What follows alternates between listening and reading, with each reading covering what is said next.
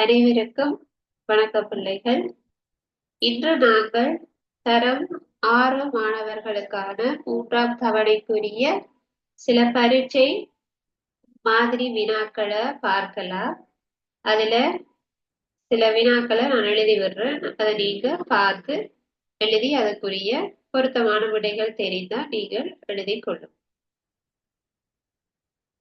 முதலாவது வினா. இதுல நாங்கள் பகுதி 2க்குரிய சில வினாக்களை பார்ப்போம். அதாவது நீங்களாகவே விடையளிக்க வேண்டும்.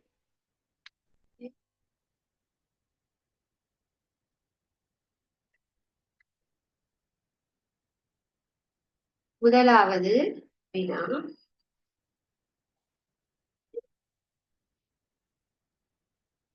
சடப்பொருள்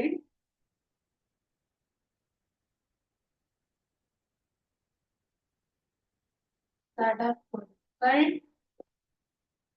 என்றால் என்ன?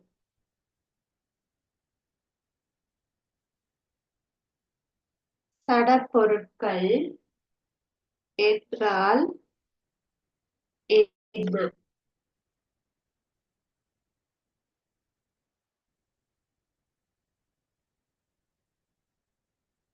சடப்பொருட்கள் என்றால் என்ன?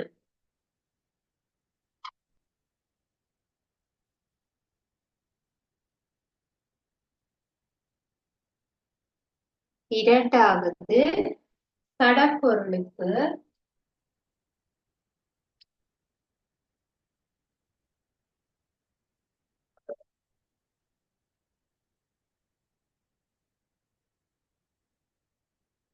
உதாரணம்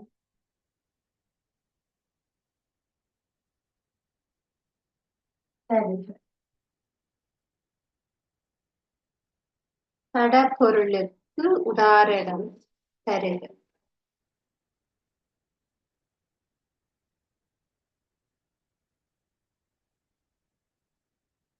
மூன்றாவது, சக்தி என்றால் என்ன?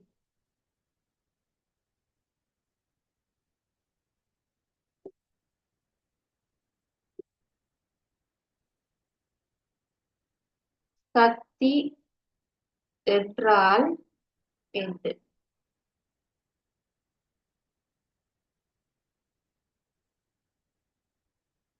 நாலாவது, சக்திகளுக்கு உதாரணம் தருக. சக்திகளுக்கு உதாரணம்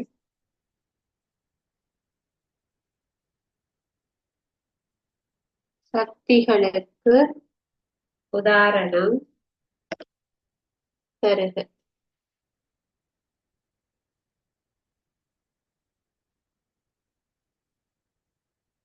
உதாரணம் தருக.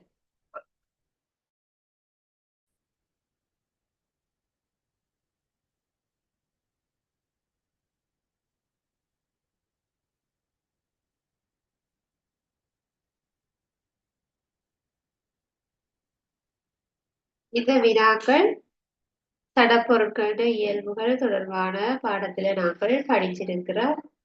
இதுல எங்களை சூழ இருக்கிற எல்லா பொருட்களையும் சக்தி, சடப்பொருள் என்று 2 வகையாக நாங்கள் பிரிக்க முடியும். அப்ப அதுல சடப்பொருள் என்று நாங்க எதை சொல்லுவோம்? அதுக்கு உதாரணம் 2 கொடுத்தால் போதும். சக்தி என்று எதை சொல்லுவோம்? அதற்குரிய உதாரணம். ஆன்சர் தெரிந்தவர்கள் எழுதி கொள்ளும்.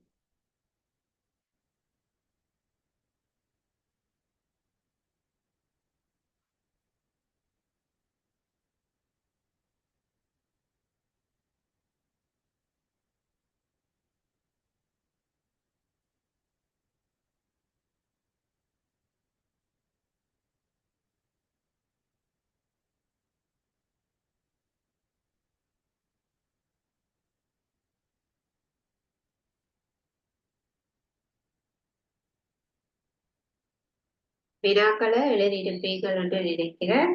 முதலாவது வினாவை பார்ப்போம். சடப்பொருட்கள் என்றால் என்ன? சடப்பொருள் என்றால் என்ன?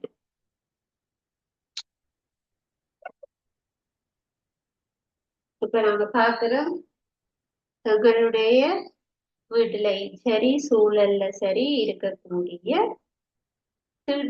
திடிவை எடுத்துக்கொள்ளக்கூடியதும் ஒரு இடத்தை எடுத்துக்கொள்வதுமான ஒரு பொருட்களை நாங்க சொல்லுவோம். உதாரணமாக கதிரை, வீசை, கட்டில், கதவு, வீடு, இந்த மாதிரியாக ஒரு வெயிட் இருக்கக்கூடிய பொருட்கள். புத்தகம், பேனை, பென்சில், அலிரப்பர், ஒரு வெயிட் இருக்கக்கூடிய, வைக்கிறதுக்கு இடம் தேவைப்படக்கூடிய எல்லா பொருட்களும் சடப்பொருள். சரியா? அதே மாதிரி சடப்பொருள்ல 3 விதமான நிலைகள் இருக்கு. திண்மம், திரவம், வாயு. அப்போ ஒரு சடப்பொருள் எப்படி வேணுமென்றாலும் இருக்கலாம். இப்ப நீர் ஒரு சடப்பொருள்.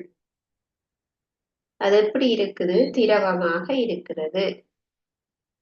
அதே மாதிரி பலகை என்பது ஒரு சடப்பொருள்.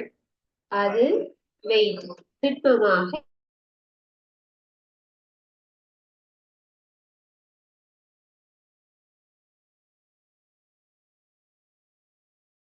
இருக்கிறது.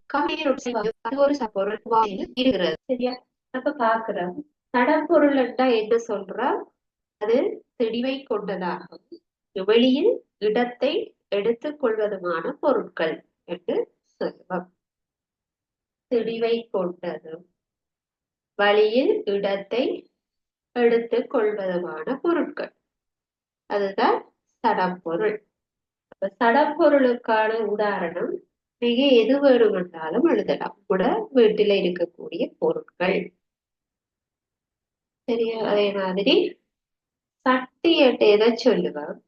இந்த சடப்பொருளுக்கு அடங்காட்டிக்குத்தான் இது சக்தி. சடப்பொருளுக்கு அடங்காததுட்டா எது? அதாவது திணிவு இருக்காது, அதை வைக்கிறதுக்கு ஒரு இடம் தேவைப்படாது, அப்படியா இருக்கப்படும். அப்படிப்பட்ட பொருள் என்னது? வைக்கிறதுக்கே இடம் தேவைப்படாமலும் இருக்குதா? இப்ப பாருங்க, சூரியனில இருந்து வரக்கூடிய ஒளிச்சக்தி அல்லது உங்களுக்கு கேட்கிற சவுண்ட் ஒலிச்சக்தி, அதை வைப்பதற்கு உங்களுக்கு இடம் தேவைப்படுகிறதா? வெளிச்சத்தை வச்சிருக்கிறது உங்களுக்கு இடம் தேவையா? இல்லை. அப்ப அப்படி சில அடங்காதவை, சடப்பொருளுக்குள்ள வராதவைக்கு நாங்க சக்தி என்று சொல்ல போறோம். பாருங்க, இரசாயன சக்தி, அழுத்த சக்தி, இயக்க சக்தி, கருச்சக்தி. சரியா?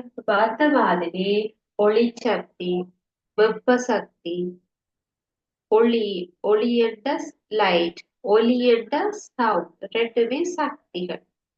சரி, அதை வைப்பதற்காக ஒரு இடமோ அதுக்கு திணிவோ இல்லை. லைட் எத்தனை கிலோன்னு நாங்க கேட்க மாட்டோம்.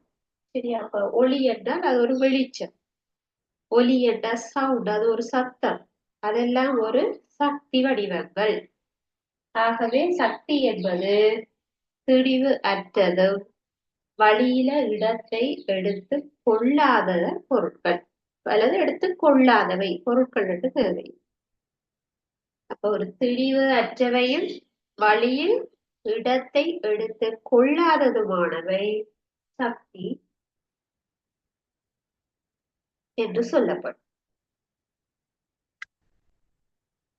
சக்திகளுக்கு உதாரணம் என்று கேட்டிருந்தால் மின் சக்தி, ஒளி சக்தி, ஒலி சக்தி, வெப்ப சக்தி, இரசாயன சக்தி, அழுத்த சக்தி, இயக்க சக்தி, பொறிமுறை சக்தி, கருச்சக்தி, காற்று சக்தி, இந்த மாதிரி நிறைய சக்திகள் இருக்கிறது. அவற்றை வைப்பதற்காக இடம் தேவைப்படுவது இல்லை. அப்ப இந்த 4 வினாக்களுக்கு பொருத்தமான விடைகளை எழுதி கொள்வேன். இது பகுதி 2ல கேட்கப்படக்கூடிய வினாக்கள். இந்த வினாக்களுக்கு வினாக்கள் மட்டும்தான் இருக்கும். நீங்களாகத்தான் விடைகளை எழுதி கொள்ள வேண்டும். பகுதி 1ல உங்களுக்கு தெரியும் 4 விடைகள் இருக்கும். அந்த விடையில நீங்கள் பொருத்தமானதற்கு போடலாம். அப்ப இதுல நீங்களாக பதில் எழுதி கொள்ள வேண்டும். சரியா? இப்ப அடுத்ததாக நாங்கள் அடுத்த வினாவுக்கு போவோம்.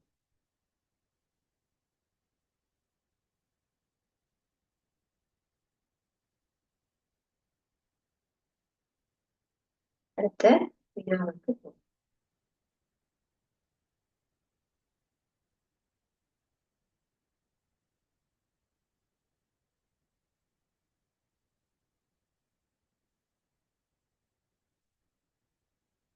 ஐந்தாவது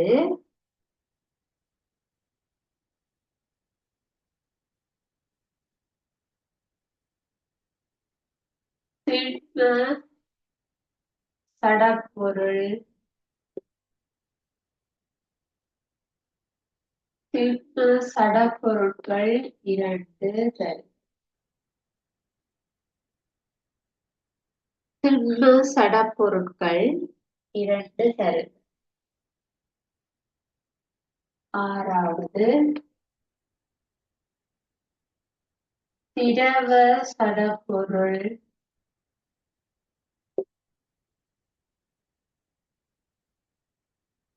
2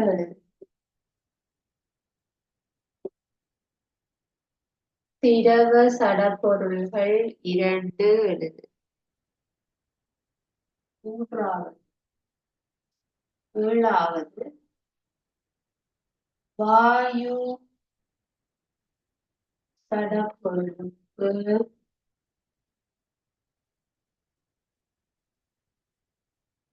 வாயு அதாவது கேஸாக இருக்கிற சடப்பொருளுக்கு உதாரணம்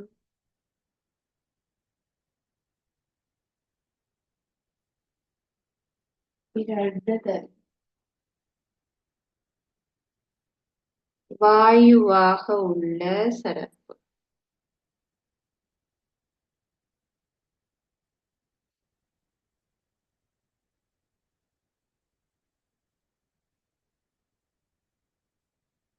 எட்டாவது நீரில் 3 வித நிலைகளும் அவை. நிலைகளும் நீரில் 3 வித நிலைகளும் அவை.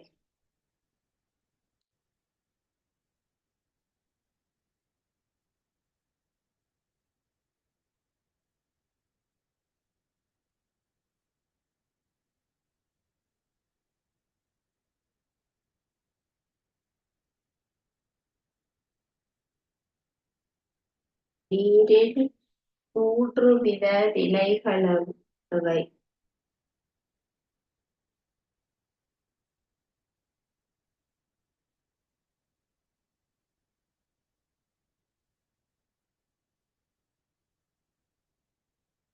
ஐந்தாவது திண்ம சடப்பொருட்கள் 2 தருக.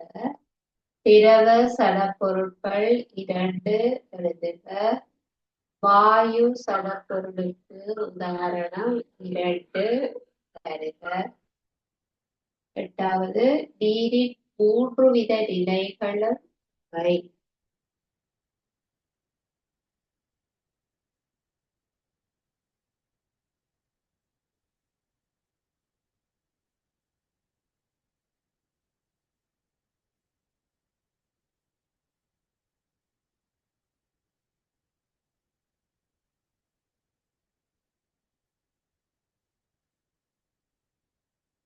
வினாக்களுக்கு விடை தெரிந்தவர்கள் எழுதிக்கொள்ளும். நாங்க பார்த்திருக்கிற சடப்பொருள் என்னன்னு அது திண்மமாக இருக்கலாம், திரவமாக இருக்கலாம், வாயுவாகவும் இருக்கலாம். அதுக்கான ஒவ்வொரு உதாரணங்களை எழுது.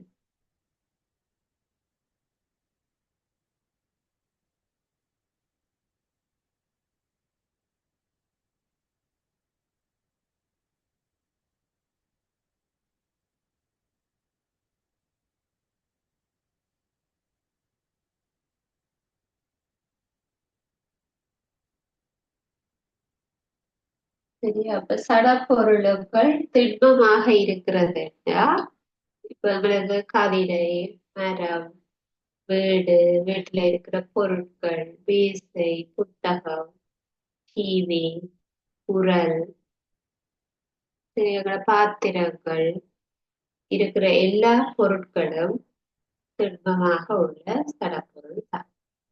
அரிசி, சரியா? அப்ப அது ஏதாவது இரண்டு உதாரணங்கள் எழுதினால் போதும்.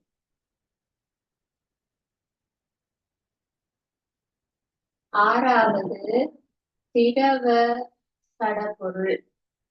திரவமாக இருக்க வேண்டும் என்றா ஒரு லிக்விடா இருக்க வேண்டும். அதாவது தண்ணி மாதிரி. பெட்ரோல், டீசல், மண்ணெண்ணெய், நீர், இதெல்லாம் திரவமாக இருக்கக்கூடிய சடப்பொருள். தேங்காய் எண்ணெய்.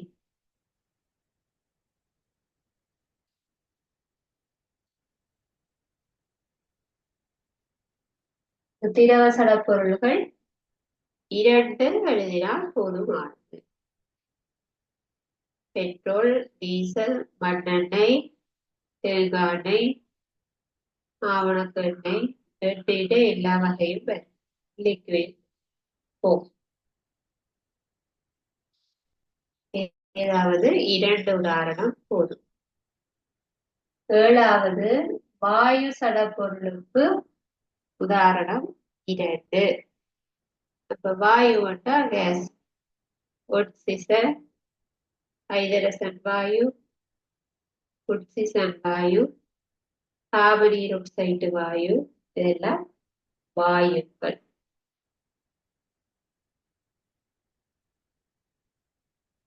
தட்டி கொதிச்சு ஆவியாக வரைக்குள்ள அந்த நீராவியும் வாயுவாக உள்ள ஒரு சடப்பொருள் தான் நீராவி.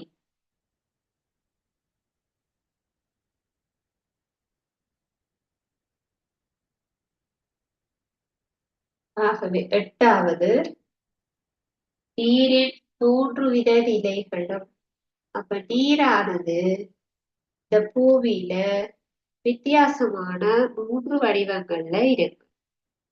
ஒன்று திண்ம நிலையில இருந்தா பனிக்கட்டி, திரவ நிலையில இருந்தா திரவ நீர், அதே மாதிரி வாயு நிலையில இருந்தா அது நீராவி. அந்த 3 வடிவத்தை எழுதி அதுக்கு நீங்க போடணும். இது உங்களுக்கு இன்னும் ஞாபகம் இருக்கு. நீர் திண்மமா கட்டியா இருக்கிறத பனிக்கட்டி என்று சொல்லப்போம். அது உருகினா திரவம் தண்ணியாக மாறும். அதுவே அதை நன்றாக கொதிக்க வைத்தால் ஆவியாக வெளியேறும் நீராவி. மூன்றையும் எழுதி கொள்ளுங்கள்.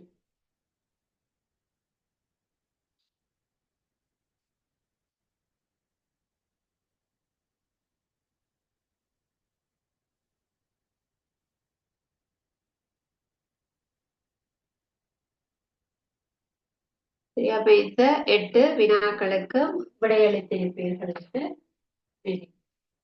நாங்க அடுத்த கேள்விக்கு போவோம். 9வது வினா. 9வது வினா.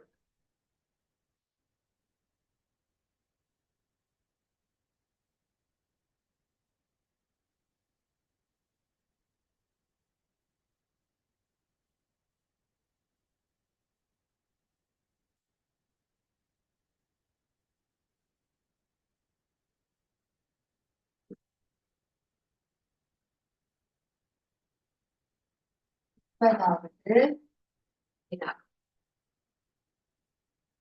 நீர் மாசடையும்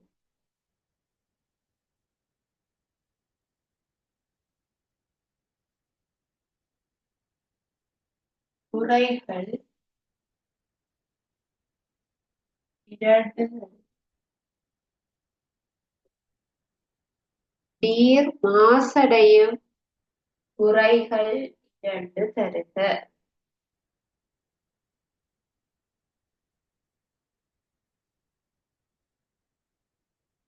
10வது மாசடைந்த நீரை பருகுவதால்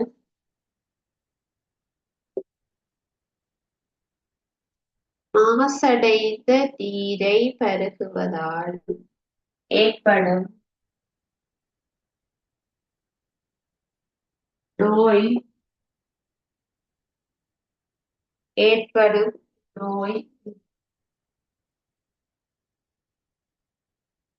மாசடைந்த நீரை பருகுவதால் ஏற்படும் நோய் நிலை யாது?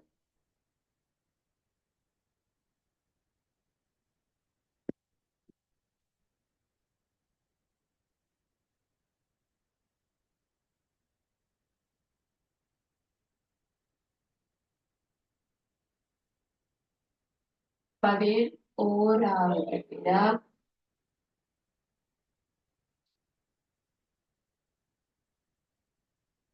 உணர்திறன் அடிப்படையில்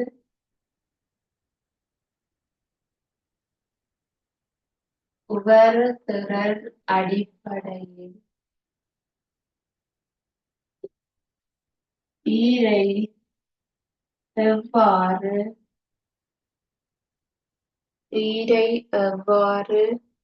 வகைப்படுத்தலாம்?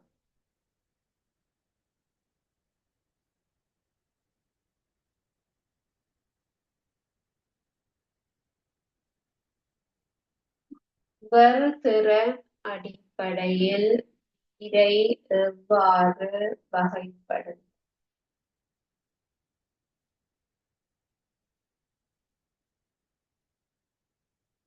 உணர்திறன் அடிப்படையில் நீரை எவ்வாறு வகைப்படுத்தலாம்?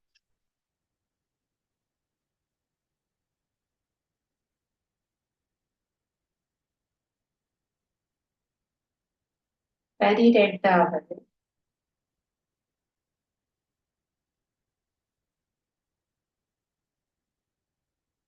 நீரின் பயன்கள் 4 எழுதுக.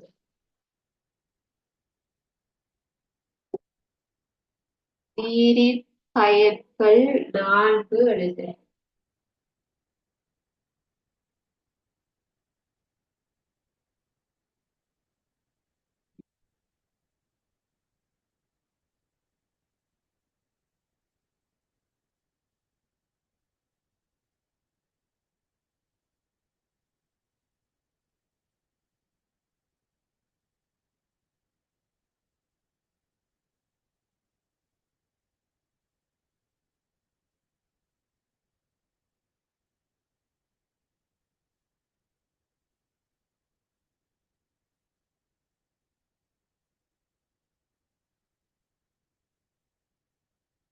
இது நாங்கள் நீர் ஒரு வரையறுக்கப்பட்ட வளம் என்கிற பாடத்துல நீர் தொடர்பான சகல விடயங்களையும் பார்த்திருக்கிறோம். புவியில எந்த அளவுக்கு நீர் இருக்குது, நாம் சரியாக பயன்படுத்தாவிட்டால் எதிர்காலத்துல நீருக்கு தட்டுப்பாடு ஏற்படும். எதிர்கால சந்ததியினர் பயன்படுத்துற மாதிரி நாங்கள் நீரை வீண் விரயம் செய்யக்கூடாது. நீரை வீண் விரயமாக்குற சந்தர்ப்பம் வேண்டா நீரை மாசடைய செய்யக்கூடிய அந்த முறைகள். மாசடைகிறதுனா அந்த நீரை மீண்டும் பயன்படுத்தி கொள்ள இயலாது. அது குடிக்கிறதுக்கோ அல்லது வேறு ஏதாவது தேவைகளுக்காகவோ நாங்க அந்த தண்ணியை பயன்படுத்த இயலாம இருக்கும். அதை நாங்க மாசடைந்த நீர் என்று சொல்லுவோம். அப்படி மாசடையக்கூடிய முறைகள் அல்லது வழிகள். இதனால நீர் அசுத்தம் அடையலாம். ஒன்று, குப்பைகளை கொண்டு போய் கொட்டுறது. சில பேர் வீடுகள்ல இருந்து எடுத்து கொண்டு போற கழிவுகளை சரியாக அகற்றப்படாமல் அதை கொண்டு போய் குளத்துல போட்டுட்டு போறது. அதே மாதிரி பிளாஸ்டிக் கழிவுகளை கொண்டு போய் கொட்டுறது, அல்லது மாடுகளை கொண்டு போய் அதுக்குள்ள விட்டு கழுவுறது. விவசாயம் செய்ய அடிக்கக்கூடிய மருந்துகள் கழுவப்பட்டு அந்த நீர் நீர்நிலைகளோட மருந்துகள் கலக்கிறது. தொழிற்சாலையில இருந்து வரக்கூடிய ரசாயன பொருட்கள் போய் தண்ணீர கலக்கிறது. இவ்வாறாக ஒரு நீர்நிலை மாசுபடுத்துறதுக்கு நிறைய காரணங்கள் இருக்கு. அதுல நாங்க ஏதாவது 2 முறைகள் இருந்தால் போதும். நீர்நிலைகள்ல ஆடு மாடுகளை குளிக்க வைத்தல் அல்லது கால்நடைகளை குளிக்க வைத்தல், அல்லது தொழிற்சாலையிலிருந்து வரக்கூடிய கழிவுகள் நீருடன் கலப்பது. அது நீங்க தெளிவாக எழுதிக் கொள்ளணும். அல்லது நீங்க பொதுவாக உங்களுக்கு தெரிஞ்ச அளவுக்கு மாசடைகிறதுன்னா அது கூடாம போறதுக்கான முறை என்னவாக இருக்கும் என்று யோசிச்சு நீங்க எழுதிக் கொள்ளலாம். வாசித்துத்தான் டீச்சர்ஸ் மார்க்ஸ் பதிவிடும். அதுல சரியான முறை இருந்தா கட்டாயம். அதே மாதிரி 10வது வினாவில மாசடைந்த நீரை பருகுவதனால் ஏற்படக்கூடிய நோய். அப்ப நம்ம அந்த கூடாத தண்ணி எடுத்து குடிச்சிட்டோம்னா என்ன நோய் ஏற்படும் உங்களுக்கு என்ன ஆகும்? கூடாத சாப்பிட்டா தெரியும், வயிற்ற கலப்பை மட்டும் சொல்லுங்க. அப்ப இதுல கூடாத தண்ணிய குடிச்சாலும் உங்களுக்கு அப்படித்தானே இருக்கும், வயிற்றோட்டமும் காதிவேதியும் உண்டாகும். சரியா? அப்ப அது மாசடைந்த நீரை பருகுவதால ஏற்படும். தண்ணீரையும் கூடாம போடாமலே கழிவு தண்ணி எடுத்து நாங்க குடிக்க போறது இல்லை தானே. அப்ப அது கூடாத திங்ஸ் நிறைய இருக்கு. அப்ப அதை நாங்க எடுக்கலாம், பாவிக்க முடியாது. 11வது, உவர்திறன் அடிப்படையில நீரை எவ்வாறு வகைப்படுத்தும். அப்ப உவர்திறன் உங்களுக்கு தெரியும், உப்பு சரிவினுடைய அடிப்படையில அந்த தண்ணியில இருக்கிற உப்பை நாங்க கால்குலேட் பண்ணி இதை என்ன வகையா பிரிக்கலாம். சரி, அப்ப இதுல 3 வகையாக பிரிச்சிருக்கு. வழக்கமாக இதுக்கு முதல் இருந்த மக்கள் அவ்வாறு உவர்திறன் அடிப்படையில அது 3ஆக பிரிச்சிருக்கிறது. எப்படி? நல்ல தண்ணீராக இருந்தால் நல்ல நீர், அதாவது உப்புக்கள் அளவு குறைவு இருக்கும், மிக மிக குறைவு.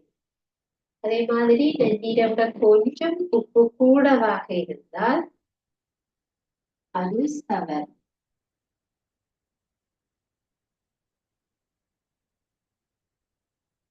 உப்பு நன்றாக கூடவாக இருந்தால் அது உவர் நீர். உவர் நீர் உப்பு செறிவு கூடாக கூடும். அந்த சவர் நீர் எப்படிப்பட்டதாக இருக்கும்னால் அது உப்பாகவும் இருக்காது, நல்ல தண்ணியாகவும். இது ரெண்டும் மிக்ஸ் ஆகி சவர் நீர் உருவாகும். பாருங்க, ஆறும் கடலும் கலக்கக்கூடிய அந்த இடம், அந்த கழிமுகம் சொல்லுவோம். அந்த பகுதியில அதிக அளவுல கழிமுகங்கள்ல ஆற்றில இருந்து வர நீர், கடல்ல இருந்து வர நீர் ரெண்டும் மிக்ஸ் ஆயிருக்கு. அதனால நல்ல தண்ணி உப்பு தண்ணி சேர்த்தா ஒரு லைட்டான ஒரு உப்பு சுவையோட சவர் நீர் உண்டா, சவர் தண்ணி உண்டாகும் சொல்லுவோம். இது 3மே நீரை உவர்திறன் அடிப்படையில நாங்க வேறுபடுத்தின முறைகள். அதே மாதிரி 12வது பாருங்க, நீரின் பயன்கள் 4.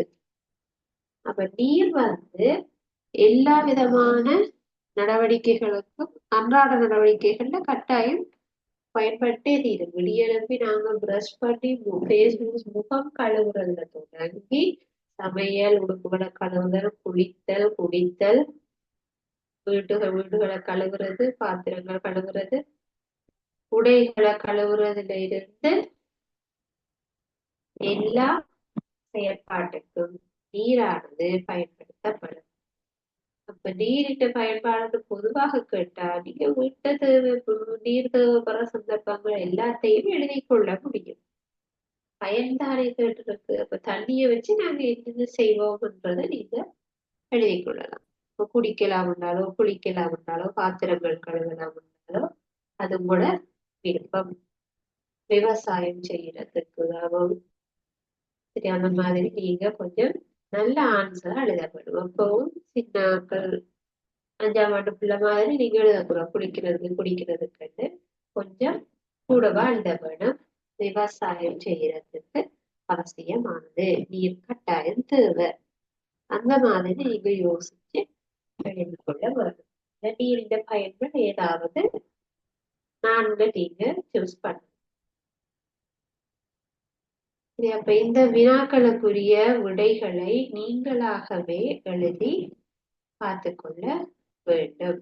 நீங்களாக எழுதிக்குள்ள கூடுதலாக ஞாபகம் இருக்கும். அது உங்களுக்கு பரீட்சை செய்வதற்கு இலகுவாக அமையும்.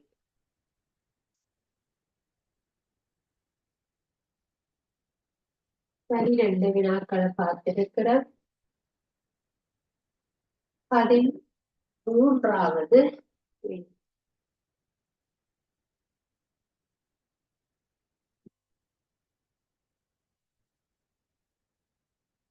13வது நீர் பயன்படுத்தப்படும்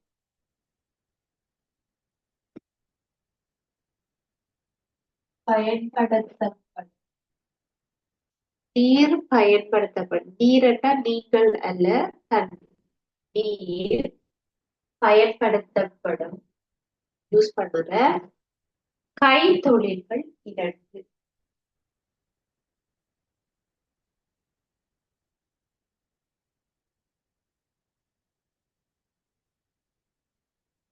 கைத்தொழில்கள் 2 தருக.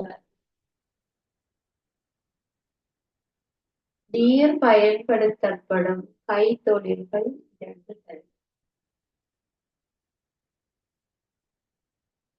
நீர் பயன்படுத்தப்படும் கைத்தொழில்கள் 2 தருக.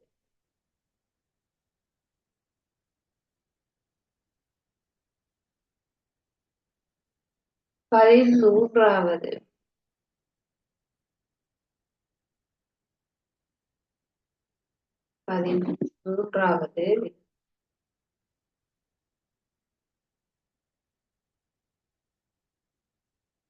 கடல் நீரில்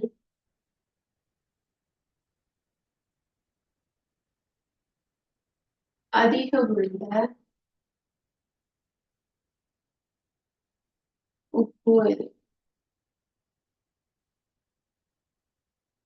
கடல் நீரில் அதிகமுள்ள உப்பு எது? அதாவது கடல் தண்ணீர்ல அதிகமாக என்ன உப்பு இருக்கு?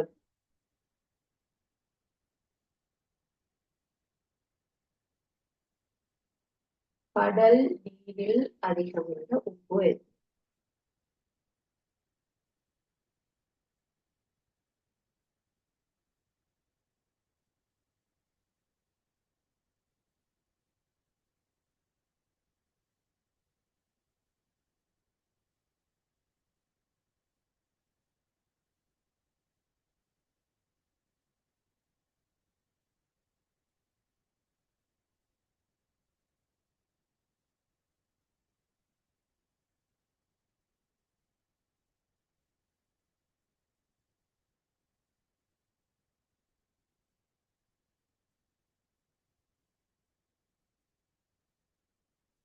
இந்த 2 வினாக்களையும் பார்ப்போம். நீர் பயன்படுத்தப்படும் கைத்தொழில்கள். கைத்தொழில் என்றால் ஏதாவது இண்டஸ்ட்ரியல் சார்பாக உங்களுக்கு ஒரு மீன்பிடி கைத்தொழில். மீன்பிடி கைத்தொழில மீனை எங்க போய் பிடிப்போம்?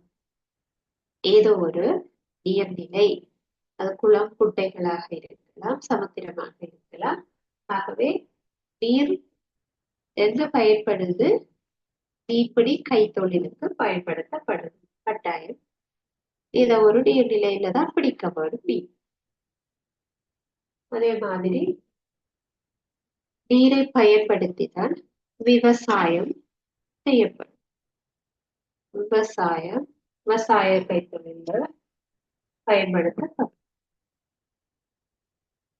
அநேகமாக எல்லா கைத்தொழிலுக்கும் நீரானது தேவைதானே பிள்ளைகள். அதாவது சுத்தம் செய்யறதுக்காக அடிப்படையில நாங்கள் நீரைத்தான் பயன்படுத்துறோம். எங்களுக்கு கைத்தொழில் எல்லாத்துக்குமே தேவைப்படும். அதிகமாக பயன்படுத்துகிறதா விவசாயத்துல நீர் பயன்படுத்தும். மீன்பிடி கைத்தொழிலையும் நீரானது அதிகம் பயன்படுத்தப்படுது. ஆகவே மீன்பிடி கைத்தொழில்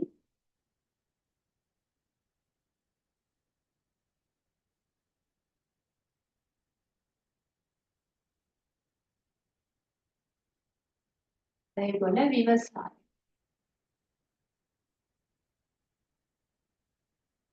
விவசாயத்துக்கு நீரானது பயன்படுத்தப்படும்.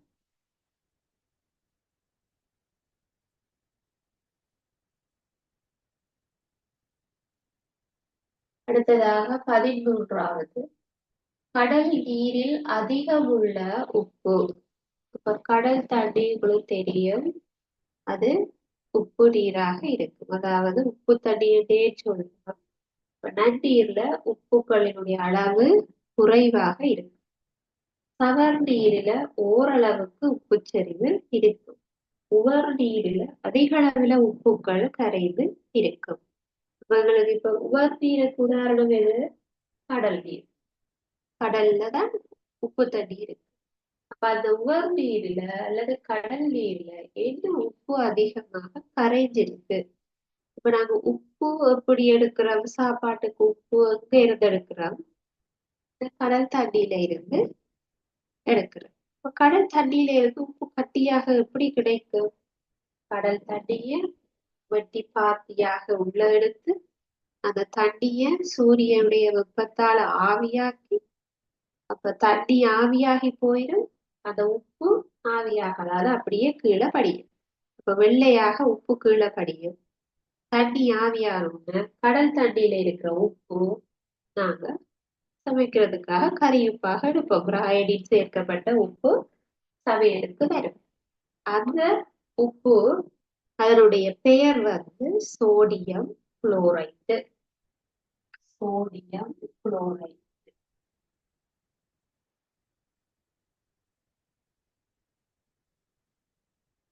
சோடியம் குளோரைடு சொல்றோம். அதோட குறியீடு NaCl.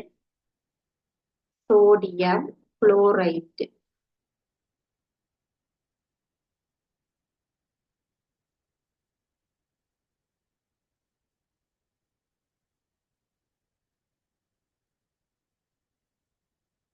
Sodium chloride.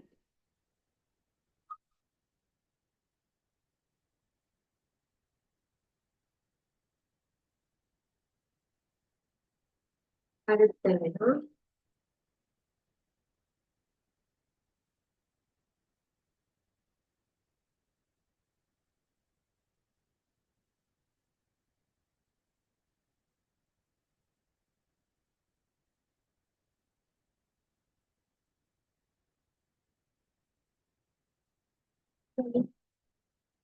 பதினான்காவது பயன்படுத்தக்கூடிய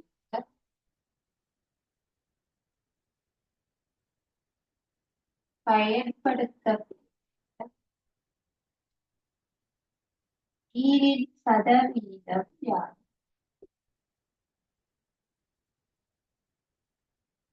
பூமியில இருக்கிற நீரினுடைய மொத்த அளவில நாம் பயன்படுத்தக்கூடிய நீர் எந்த அளவுக்கு இருக்கிறது? இப்ப நாங்க பாக்குறோம், பெருமளவு தண்ணி கடல் நீராக இருக்கிறது. அப்ப அதை நாங்க பயன்படுத்திக் கொள்ள இயலாது. நல்ல தண்ணியாக நாங்க இப்ப பயன்படுத்த அளவு 0.001. 0.001. 1% 0.01 வீதம்.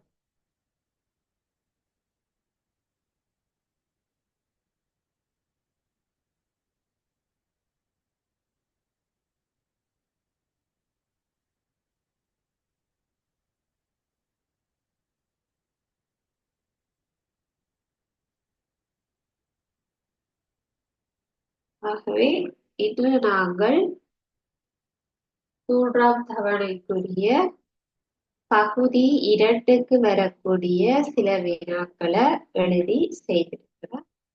இன்றைய நாங்கள் படித்த விடயத்துல உங்களுக்கு ஏதாவது சந்தேகங்கள் இருந்தா நீங்க கேட்கலாம்.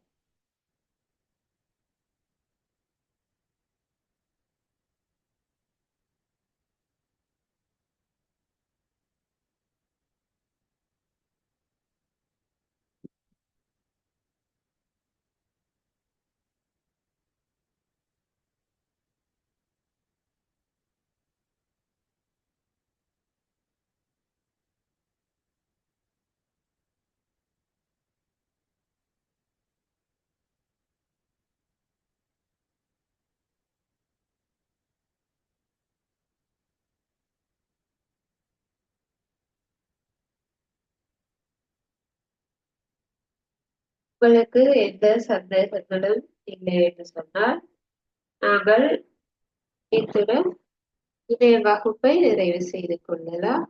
தேங்க்யூ.